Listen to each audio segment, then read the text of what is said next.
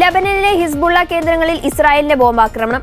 ഹിസ്ബുള്ളയെ നിരായുധീകരിക്കാനുള്ള സമയപരിധി അവസാനിക്കാനിരിക്കെയാണ് ഇസ്രായേലിന്റെ ശക്തിയാർന്ന ബോംബാക്രമണം നടന്നത്. ഹിസ്ബുള്ളയിലെ അംഗങ്ങൾക്ക് പരിശീലനം നടത്താൻ ഉപയോഗിച്ചിരുന്ന സൈനിക കോമ്പൗണ്ടിലെ അടിസ്ഥാന സൗകര്യങ്ങളും ലോഞ്ചിംഗ് സൈറ്റുകളുമാണ് ആക്രമിച്ചതെന്ന് ഇസ്രായേൽ സൈന്യം അറിയിച്ചു. തെക്ക് റിഹാൻ പർവ്വത മേഖലയിൽ നിന്ന് തുടങ്ങി സിറിയയുടെ അതിർത്തിയിലുള്ള വടക്ക് കിഴക്കൻ ഹെർമൽ മേഖല വരെയാണ് വ്യോമാക്രമണങ്ങൾ നടന്നതെന്ന് പ്രാദേശിക മാധ്യമങ്ങൾ റിപ്പോർട്ട് ചെയ്തു. കഴിഞ്ഞ വർഷം നിലവിൽ വന്ന വെടിനിർത്തൽ കരാർ പ്രകാരം ഈ മാസാവസാനമാണ് അതിർത്തിയിൽ നിന്ന് ഹിസ്ബുള്ള പിന്മാറേണ്ടത്.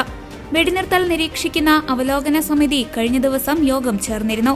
അതിനിടെ വെടിനിർത്തലിൽ മധ്യസ്ഥരായ ഫ്രാൻസ്, സൗദി, US എന്നീ രാജ്യങ്ങളുടെ പ്രതിനിധികൾ ലെബനൻ സേനാ മേധാവിയുമായി പാരീസിൽ ചർച്ച നടത്തി.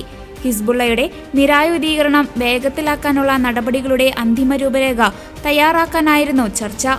അതിനിടെ ഗാസയിൽ ഇസ്രായേൽ നടത്തുന്ന കൂട്ടക്കൊലകൾക്ക് സഹായവും പിന്തുണയും നൽകുന്നുവെന്നാരോപിച്ച് ടെക് ഭീമനായ മൈക്രോസോഫ്റ്റിനെ ആഗോള നിയമ മനുഷ്യാവകാശ സംഘടനകളുടെ കത്ത് നൽകി.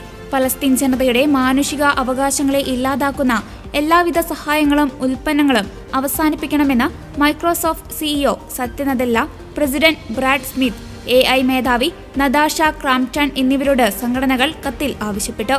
കമ്പനിക്കെതിരെ നിയമ നടപടി സ്വീകരിക്കുമെന്ന മുന്നറിയിപ്പോടെയാണ് കത്ത്. ഏതെല്ലാം തരത്തിലാണ് മൈക്രോസോഫ്റ്റ് ഇസ്രായേലിനെ സഹായിക്കുന്നതെന്ന് 19 പേജ് വരുന്ന കത്തിൽ വ്യക്തമാക്കുന്നുണ്ട്.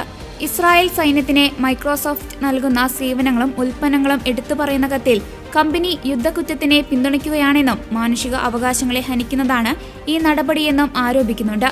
പലസ്തീന് നേരെയുള്ള ആക്രമണത്തിനായി 2023 ഒക്ടോബർ മുതൽ തന്നെ ഇസ്രായേലിനെ കമ്പനി സഹായിച്ചിരുന്നുവെന്ന് കത്തിൽ പറയുന്നു. Centre for constitutional rights, the European legal support centre, global legal action network തുടങ്ങിയ പ്രമുഖ സംഘടനകളും ഈ കത്തിൽ ഒപ്പുവെച്ചിട്ടുണ്ട്. ഗാസയിലെ ആക്രമണങ്ങൾക്കായി ഇസ്രായേലിനെ നിർമ്മിത ബുദ്ധിയുടെ സഹായം മൈക്രോസോഫ്റ്റ് നൽകിയെന്ന് ജീവനക്കാരും ആരോപിച്ചിരുന്നു. മൈക്രോസോഫ്റ്റിന്റെ 50ാം വാർഷികത്തിൽ ഇക്കാര്യം ചൂണ്ടിക്കാട്ടി ജീവനക്കാർ പ്രതിഷേധിക്കുകയും ചെയ്തിരുന്നു.